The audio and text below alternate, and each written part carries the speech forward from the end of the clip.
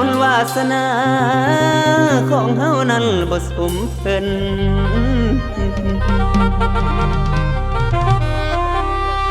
หลา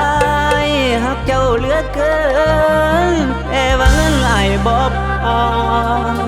สิขอเจ้าเข้าวิวาเฮ็ดจังได้จังสิเป็นน้อเคยลาสาวร่มใสแม่น้องห้องแพงลายดอกนาง30 ล้านลาใส่ได้ยินว่าคำตานพ่อแม่นางคนตานกาว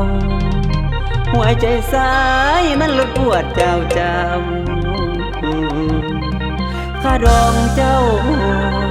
สุบ่ไหวนอนางนอ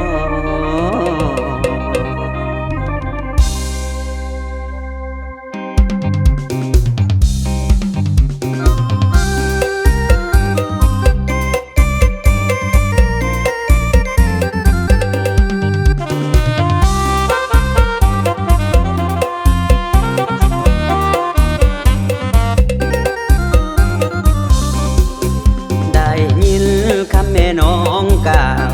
ส่วนตัวเฮาแทบสิเป็นลมฮักเอาสุดที่ขึ้นโคมย้อนอายมันจนขาดเขินเงินทองอายมีแต่ตัวและหัวใจเห็นจังใดจังสิได้กับน้องจึงตัดใจเก็บเอาเครื่องของอำลาจากน้องเข้าสู่เวียงจันทน์ได้ยินคำเว้าพ่อแม่นางเพิ่นตันกล่าวโอ้ยเด้การเอาไม้คันเท่ามาตีกำมาหน่วยตาโนนางเอ่ย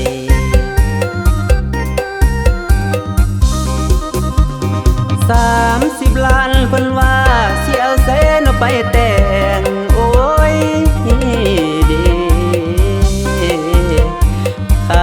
ดองเพลงกระดอกขอเพิ่นบ่ลดลงเหลือใจดี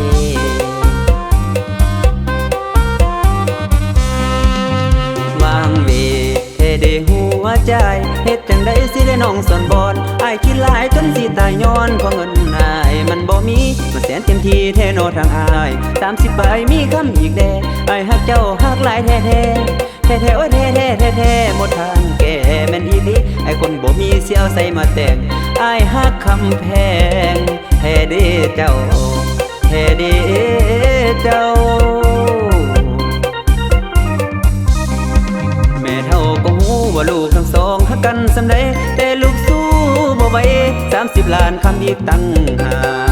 าอยู่ทุกวันก็ซื้อข้าวสารเลี้ยงปาก30 ล้านมันแสนลำบากถ้าหากไม่เท่าเจ้าบ่เห็นใจเฮ็ดจังได้